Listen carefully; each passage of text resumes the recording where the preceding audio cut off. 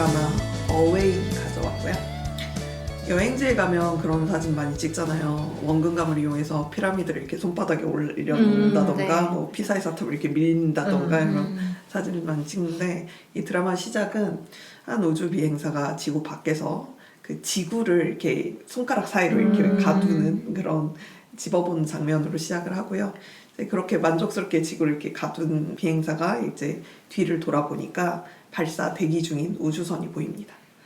여기는 달이고요. 시간은 드라마상에서 정확하게 나오지는 않았어요. 근데 그 지구에서의 생활을 보면 지금 거의 저희랑 똑같거든요. 근데 달에 이제 남극기지 같은 기지를 인류가 건설한 상태고, 그리고 달을 비롯해서 근거리 우주까지는 영상통화가 자유롭게 되는 그 정도까지는 돼요. 엄청나게 발전했군요. 네, 그런 근미래, 통신이 아주 발달된 근미래라고 생각을 하시면 될 것 그쪽 같아요. 트리를 탔나 보다. 테크트리가 그쪽으로 갔어.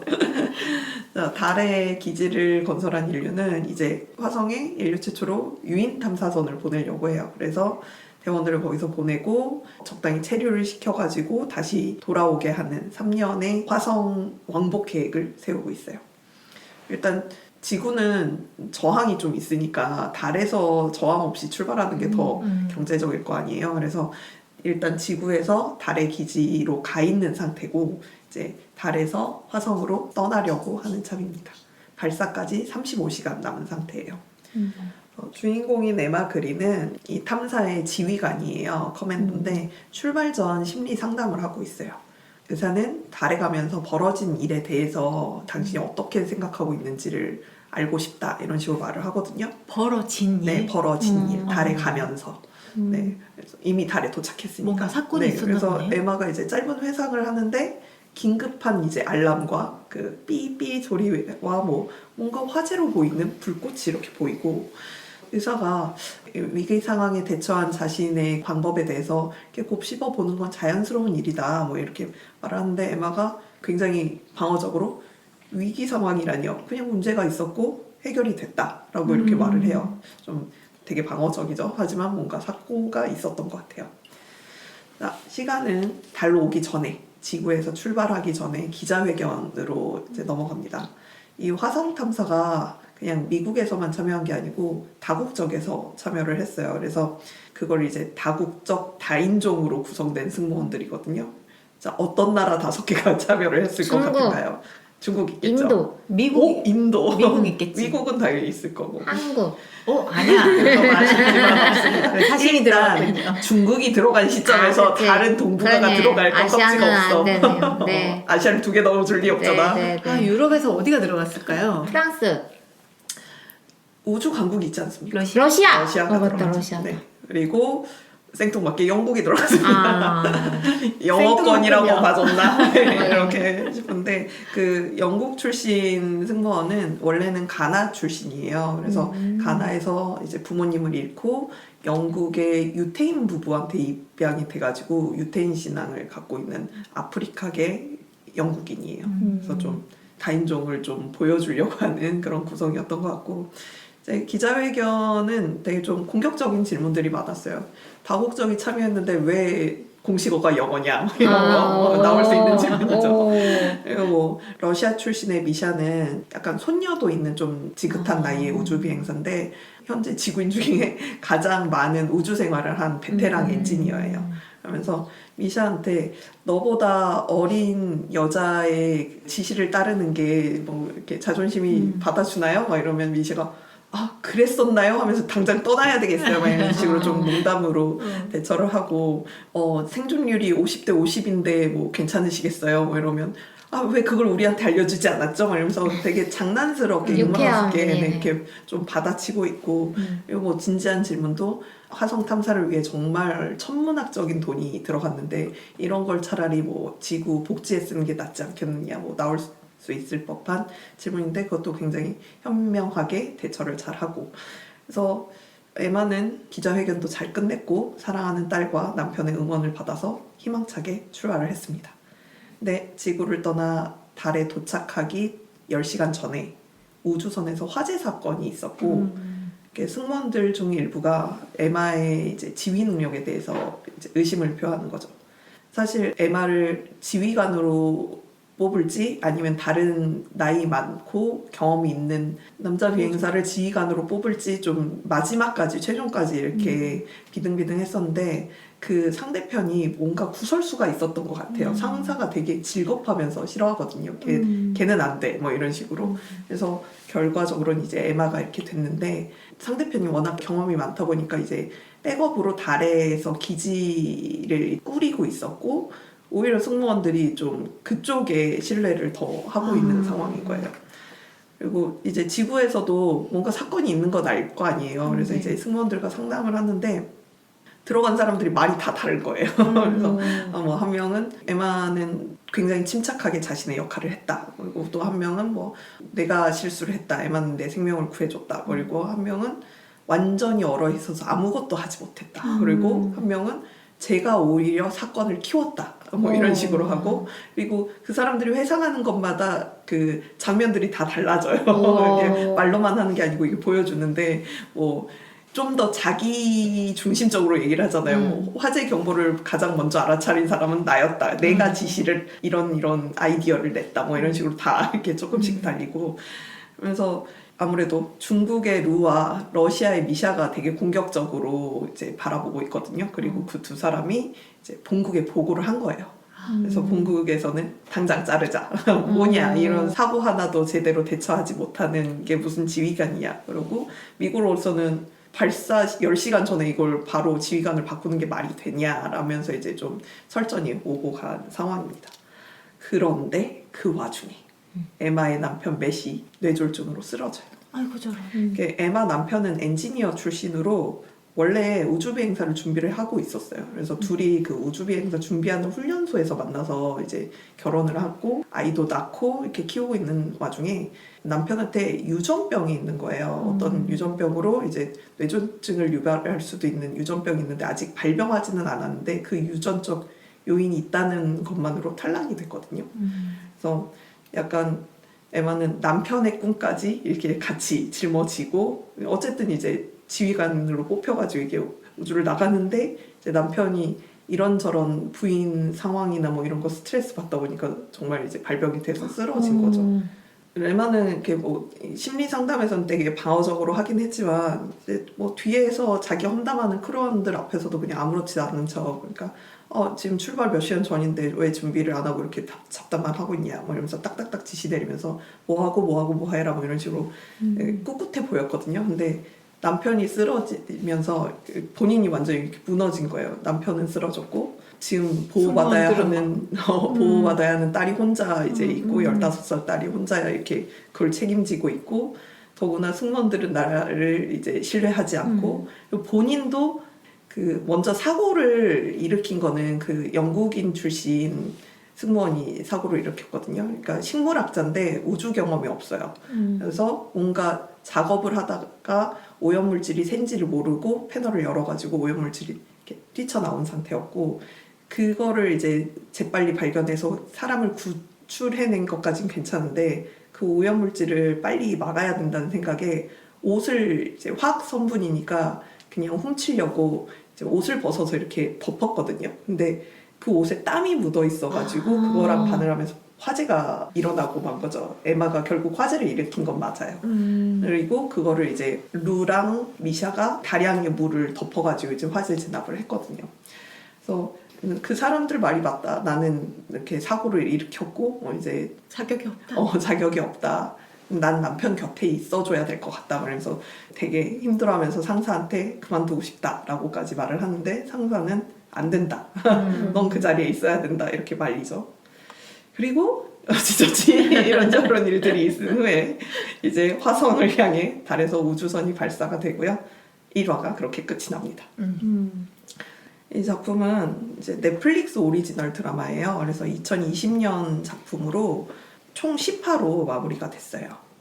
아 그럼 뭐 시즌제로 가는 것도 아니고 딱 마무리됐습니다. 네, 마무리가 됐으나 네. 됐으나 그 뒤 이야기는 좀 나중에 하고 네. 네, 이 작품은 에스콰이어의 크리스 존스가 쓴 이제 동명의 어웨이라는 기사에 영향을 받아가지고 드라마화한 작품인데 특이하게 소설이 아니라 네, 기사를 기사입니다. 이 기사가 1년 동안 우주정거장에서 생활을 해가지고 미국인 중에서는 최장 우주 생활을 한 우주비행사 스콧 켈리에 대한 이야기를 이제 기사화한 거거든요. 그래서 그 경험담을 들어서 이제 크리스 존스가 오랜 시간 우주 생활에서 지냈을 때 어떤 신체적인 변화가 있고 어떤 심리적인 변화가 있고 그리고 우주에서는 어떻게 행동을 해야 되고 뭐 이런 것들을 기사화를 했는데 거기서 많이는 에피소드들을 좀 가져온 것 같아요. 실제로 그 화재 사건도 이 크리스 존스가 뭔가 실수를 해서 땀에 젖은 셔츠를 이렇게 덮었다가 화재가 나고 그거를 이제 해결했던 그런 에피소드들이 있었고 그리고 보면서 이게 되게 선정적인 작품은 절대 아니거든요. 네. 고어한 작품도 아닌데 되게 보면서 조금 끔찍했던 게 우주 생활을 오래 하면 신체 일부분이 좀 탈락을 한대요. 그래서 발 뒤꿈치에 각질들이 우리가 생각하는 수준이 아니라 정말 뭉탱이로 이렇게 약간 베이컨 두꺼운 베이컨만처럼 이렇게 해서 그게 떨어져 나가요. 살에서. 네, 그래서 약간 으하 그로테스크한 그래서 그것도 하필 그 루키한테 그 우주 경험 없었던 크웨이시한테 일어나가지고 크웨이시가 엄청 네, 충격받겠는데. 엄청 충격받고 그걸 너무 충격적이니까 의사한테도 숨기고 있다가 나중에 살짝 말하거든요. 그래서 이게 무슨 일이냐라고 하다가 그냥 아무렇지도 않게 의사가 이런 일이 있기도 한다라고 이렇게 말을 해줬는데 그런 실제적인 에피소드 이런 것들을 좀 가져왔던 것 같고 그래서 그 기자 크리스 존스가 같이 이 작품 드라마의 집필진으로 참여를 하기도 했다고 합니다. 드라마에서는 5명이 화성 탐사선 아틀라스호에 탑승을 하게 되는데 일단 사령관 에마는 해군 출신의 비행사고요. 미국인이고 그리고 인도인 람이 부사령관인데 의료 장교로 공군 출신이에요. 그래서 처음 이제 막 한 명은 해군이고 한 명은 공군이었잖아요. 그래서 기자회견에서 막 해군에도 비행기가 있는지 몰랐네요. 이러면서 막 람이 까고 막 그랬었는데 기본적으로 굉장히 에마한테 호의적이고 뭔가 중국과 러시아가 편먹고 계속 이렇게 공격적으로 나올 때 되게 호의적으로 이렇게 나오거든요. 그러니까 약간 국제 정세가 반영이 되어 있어. 중국, 러시아가 한 편이고 인도, 미국, 영국이 한 편이고 뭐 이렇게 진행이 되는데 그리고 아까 말했던 엔지니어 미샤 러시아인이 탑승되어 있고 크웨이시랑 그리고 중국인으로는 이제 화학자루로 여성 화학자예요. 근데 이제 약간 동양인이 이렇게 나오면 자 그래 서양인들이 어떻게 동양인 묘사하는지 보자 이렇게 좀 이렇게 보게 되지 않나요? 아니 데드 스페이스에서도 체인이라는 이름의 남자가 제일 먼저 죽잖아요. 너무 짜증나. 그러니까 너희한테 동양인은 이런 소모품이지 이런 느낌이 들죠. 그런 게 있죠. 근데 또 요새 중국 자본이 많이 들어오니까 뭔가 굉장히 중국의 친화적인 장면이 들어가면 중국에서 돈 받았건 이런 생각이 들고 맞아. 근데 또 이제 되게 적대적인 면으로 이렇게 묘사되면 그래 미국 애들이 보는 게 그렇지 뭐 약간 제작자 입장에서도 어쩌란 말이냐 싶을 것 같기는 하는데 좀 그렇게 봅니다. 근데 약간 이제 좀 공감 가는 부분들이 좀 있어요. 아무래도 미국보다는 우리나라도 이제는 많이 없어지는 추세긴 하지만 국가적인 이벤트나 이런 행사에 있을 때 좀 개인보다는 국가를 좀 더 강조하는 그런 부분들이 있잖아요. 특히나 중국이기 때문에 그런 압박이 장난이 아니에요. 그리고 중국은 이미 협의를 통해서 화성에 도착했을 때 중국인이 가장 먼저 발을 딛게 하고 단독 사진을 먼저 찍게 해달라 그걸 요구를 해서 받아낸 상태예요. 너는 개인이 아니라 중국을 그렇죠. 대표하는 거야. 국가가 없으면 개인도 없다 뭐 이런 거를 막 중얼거리고 막 이래요. 정말 다른 나라 사람들도 엄청난 부담감을 안고 있지만 루의 부담감은 진짜 장난이 아닙니다.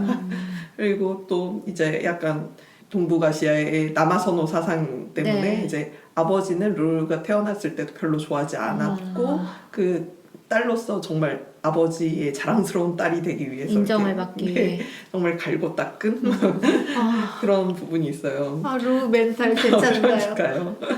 좀 웃겼던 게 발사하고 나서 에마가 그 자기 상담했던 의사한테 딸의 상담도 또 좀 부탁을 해요. 아무래도 신경이 쓰이잖아요. 엄마는 좀 먼 화성으로 떠나고 있고 아빠는 쓰러졌고 다행히 수술해서 회복을 하거든요. 그런데 이렇게 아버지가 거동이 불편한 상태고 그래서 딸을 좀 다독거려줬으면 좋겠는 마음에 이제 상담을 부탁을 하는데 의사가 좀 실수를 한 게 요새 괜찮아 하면서 이번 시험에 C 받았다며 뭐 이렇게 말을 한 거야. 그러니까 딸이 그래서 연락한 거예요. 엄마가 C 받았으니까 연락해보라고 했어요. 그래서 굉장히 이렇게 뿔이 나가지고 이렇게 나가거든요. 아니 그 말은 왜 하셔가지고. 근데 루 장면에서는 아빠랑 이제 아들이 이렇게 루도 어린 아들이 있는데 어린 아들이 되게 침울해져서 그랬는데 아빠가 100점 못 맞았다고 되게 혼을 낸 거야. 그래서 약간 동양적인 그런 사고와 서양적인 그런 사고들을 좀 볼 수 있어가지고 우리나라였으면 C였으면 혼났죠. 그쵸. 그거 최근에 인터넷에 올라왔잖아요. 그 한국인에게 그 학점이란 A, B, C, D인데 A가 에버리지야. 맞아. 그 얘기도 있었어요. 동북아시아인에게 A-는 C와 같다. 그렇지. 이 가혹한 기준. 그런 것들 보는 재미가 있습니다. 그런 식으로 이제 각국을 대표하는 사람들이다 보니까 그 본국의 이야기가 이게 개인적인 스토리가 풀어지거든요. 그래서 중국에서 있었던 일, 뭐 가나에서 있었던 일, 입양되고 난 후에 있었던 일, 뭐 인도에서 있었던 일, 뭐 이런 것들이 풀어지면서 그런 다양한 언어를 좀 들고 배경을 보는 것도 좋았고요.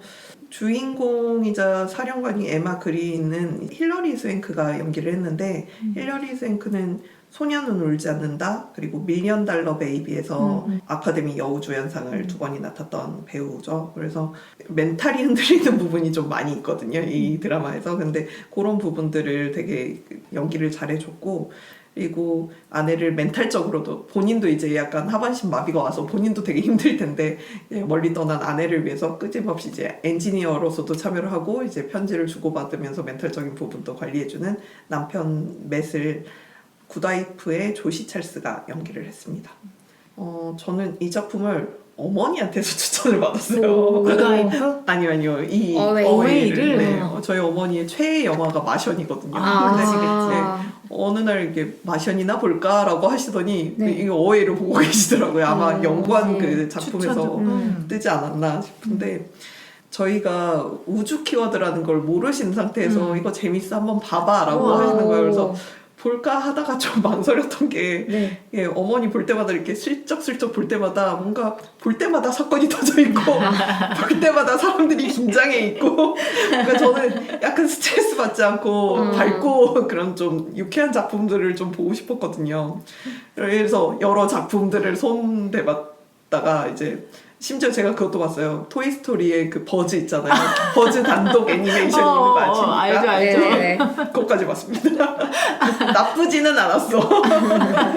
그런데 뭔가 좀 이렇게 말할 거리가 있는 작품이랑 그냥 보고 나쁘지 않았어 하고 마무리되는 작품들이 조금 다르잖아요. 그쵸. 근데 다들 그런 부분들이 있어서 결국은 10편이나 되는데 시작을 했어요. 그래서 1화만 보고 아니다 싶으면 그냥 돌아가자 하면서 1화를 봤는데 좀 마지막 장면이 너무 좋았거든요. 발사하는 장면. 우주선 발사 장면이 크게 다르지 않아요. 뭔가 약간 긴장되면서 벅차오르는 음악이 이렇게 있고 이제 우주 비행사들이 뚜벅뚜벅 이렇게 걸어가고 휴스턴에선 긴장하고 있고 카운트다운하고 이제 발사하고 이렇게 딱 하는데 되게 뻔한 장면인데도 우주선 발사 장면은 볼 때마다 가슴이 좀, 웅장해진다. 그런 부분들이 있습니다. 네. 그래서 되게 쉬운 사람이기 때문에 벅차오르지 하면 네 하면서 이렇게 벅차오르는 편이라 그래서 1화가 되게 감동적으로 끝났었거든요. 그래서 네. 2화부터 이렇게 쭉 봤었는데 보고 나서 이제 평들을 보니까 호불호가 좀 있어요. 왜냐면 이거를 뭐에 포인트를 두느냐에 따라서 좀 다를 것 같은데 SF적인 화려한 볼거리가 있는 드라마가 아니에요. 그래서 그럴 것 같아. 네, 좀 뭔가 미지의 세계에서 벌어지는 모험, 위협 뭐 이런 거랑은 전혀 상관이 없고 굉장히 현실적으로 인류 최초라는 되게 위험한 미션을 갖고 가는 사람들이지만 결국은 직장인들이고 그러니까 생활이 있는 사람들이잖아요. 자신의 생활이 있는 사람들이어서 지구에서 벌어지는 갈등과 그걸 자기가 멀리서 해결하지 못하는 거에 대한 스트레스 그리고 뭐 임무에 대한 스트레스 이런 것들을 현실적으로 그려내는 드라마거든요. 그리고 뭔가 우주에서도 우주에서의 위험하면 적어도 뭔가는 하나 날라와서 뭐가 부서지고 이렇게 부서지고 탈출하고 막 이래야 될 것 같은데 그런 좀 스펙타클한 상황은 잘 없고 그런 위험을 또 비주얼적으로 잘 보여주지도 않아요. 그래서 좀 현실적인 위험들 태양 전지판이 열리지 않는다. 물의 정화 시스템이 고장이 났다. 누군가 이제 독감 같은 전염성 병에 걸렸다. 근데 우리한테도 일상적인 기계적 고장이나 병인데 그게 이제 우주 배경으로 가니까 너무 위험한 일이 돼버리는 거죠. 그래서 태양광 패널도 뭔가 복잡해서 이렇게 안 열리는 게 아니고 태양광 패널이 이렇게 쫙 펼쳐져야 되는데 뒤에 와이어가 그냥 뒤에 걸린 거예요. 걸림새에. 그래서 지구에서라면 그냥 사다리 타고 올라가서 이렇게 딱 빼버리면 되는데 우주에서는 그걸 우주 유형을 해가지고 정말 톡 잘못 밀었다가 우주 미아가 돼서 이렇게 죽을 수 있는 너무 위험한 상황이 되는 거죠. 그래서 그런 부분들을 되게 긴장감 있게 연출을 잘 해줘가지고 어머니가 봤을 때 옆에서 이렇게 봤을 때 아 또 긴장 상황이야 막 이러면서 되게 스트레스 받을 것 같아서 좀 두려웠었는데 그걸 이렇게 쭉 보다 보니까 이 작품이 지구에서의 비중도 꽤 많이 나오거든요. 에마 가족들이. 그래서 지구에서의 좀 평온한 물론 거기서도 갈등이 있지만 그 평온한 상황과 우주의 상황이 이렇게 교차되면서 그게 조금 더 긴장감을 주고 그렇게 스트레스적이라기보다는 재밌게 흘러가는 더 몰입감 있게 할 수 있는 그런 장치가 돼주더라고요. 저는 약간 요거 취향인 것 같아요. 아 그래요? 저는 이런 약간 현실적인 작은 문제들이 좋아요.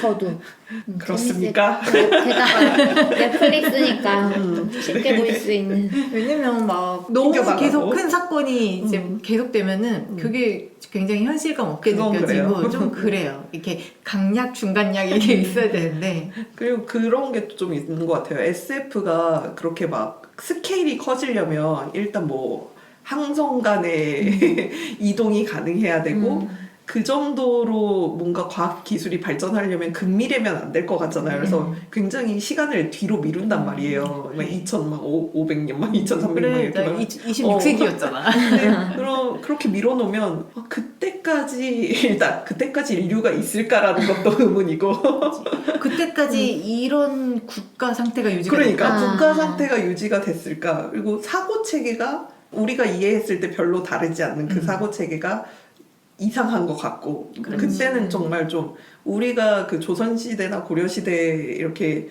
사람들과 대화했을 때 사고방식이 너무 다르기 때문에 뭔가 좀 이해가 안 되는 부분이 있을 텐데 너무 사고방식이 비슷하잖아요.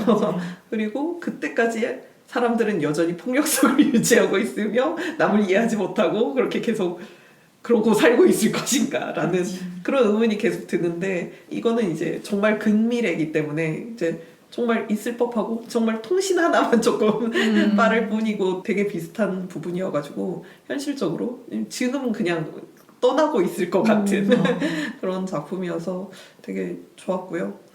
근데 이런 평이 있어요.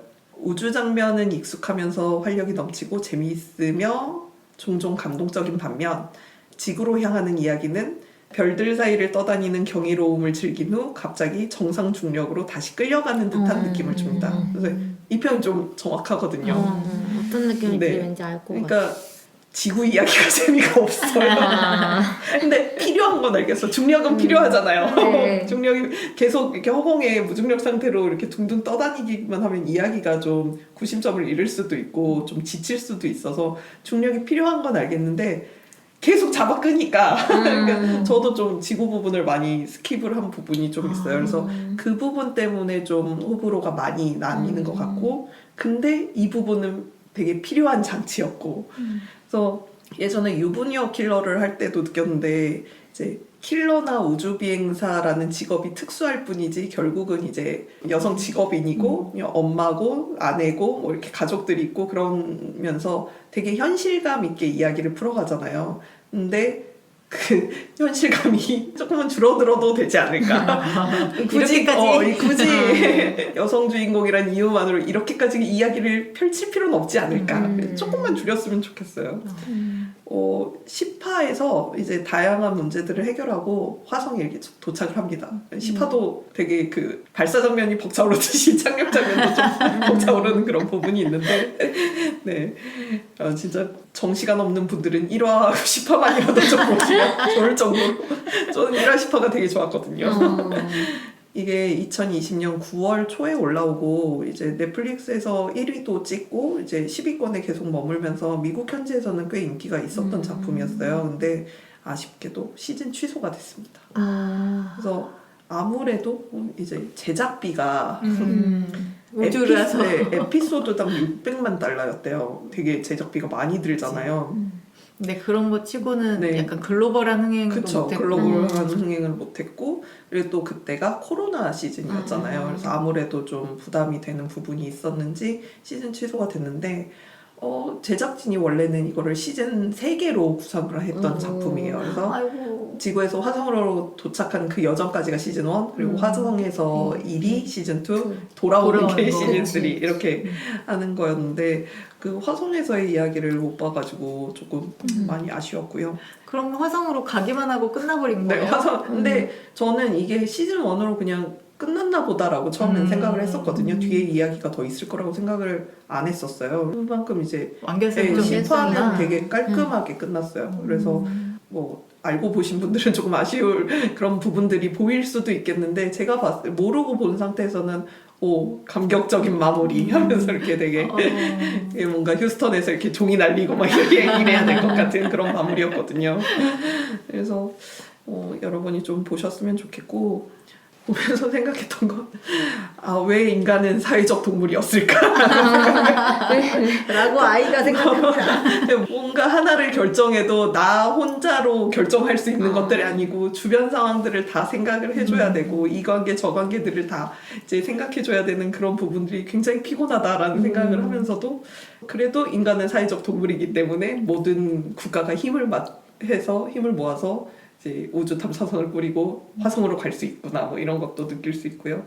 직접적으로 대사에서도 등장을 하는데 약간 그 아까 콩님이 말씀하셨나? 이게 국가라는 개념, 국경이라는 개념은 결국 허구다. 국경은 물리적으로 존재하지 않는다. 그러면서 우리한테 필요한 건 인류적인 유대다. 뭐 이런 부분들 그런 것들 강조하는 게 좀 좋았고요. 하나 좋았던 거는 약간 SF에서 제가 느꼈던 것들은 뭔가 인간과 다른 존재를 설정하면서 우리 인간이 갖고 있는 문제들을 이야기하는 그런 부분들이 있었거든요. 인간이 만들어낸 뭐 로봇이나 AI를 통해서 인간과 신의 관계를 좀 재조명을 한다던가 아니면 인간과 다른 외계인을 뭐 이렇게 설정을 하면서 우리 인류 안에 있는 인종 간의 차이나 아니면 뭐 다른 국가 간의 차이 서로 이해하지 못하는 그런 부분들을 다시 조명한다던가 이런 부분들이 SF의 장점이라고 생각했는데 여기선 이질적인 존재는 하나도 없거든요. 결국 문제가 되는 건 우리들끼리 중국하고 미국하고 사이가 안 좋고 뭐 이런 우리들의 문제를 이제 배경을 바꿔서 우주에서 다시 이야기하는 그런 부분들이 좀 좋았고 정말 우주 여행을 하는 기분도 들고 인간 중심적인 콩님이 싫어하는 휴머니즘인가? 아니야 좀 결이 다른 것 같아요. 그렇습니다. 그래서 실제 우리가 우주 비행사들이 어떤 고민들을 하고 있을지 어떤 약점을 갖고 있을지 이런 것들에 대해서 좀 보여주는 따뜻한 드라마입니다. 그러니까 그 우주를 배경으로 하면은 뭐 굉장히 상상력을 펼치는 작품들이 많잖아요. 네. 근데 우주를 배경으로 하지만 굉장히 현실적인 이야기를 맞아요. 다루는 작품. 약간 영화로 치자면 그래비티 같은 그쵸? 느낌. 약간 마션과 그래비티 중간 같은 그런 느낌이에요.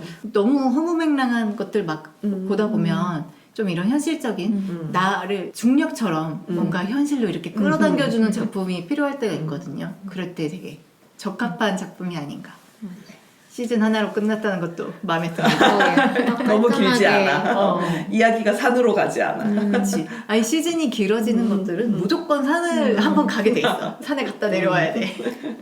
오늘은 우주 주제로 완전 분위기가 다 다른 작품이었던 것 같아요. 하나는 좀 휴머니즘과 상상력, 하나는 굉장히 현실적인 작품, 하나는 그냥 고어한 SF 호러. 다 매력 있지만 역시 제가 가져온 게 제일 대중성이 떨어지는 것 같고.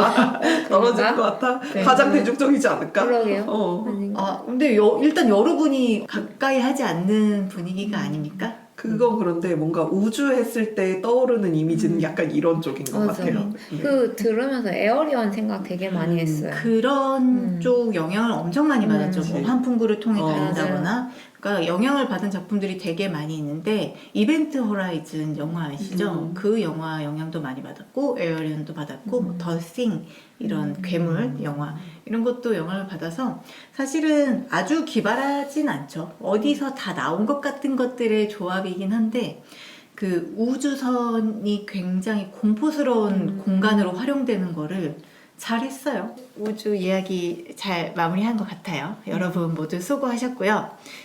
오늘도 저희 방송을 들어주셔서 감사드리고요. 저희 2024년에 인사하겠습니다. 새해 복 많이 받으세요. 네, 들어주셔서 감사합니다. 감사합니다.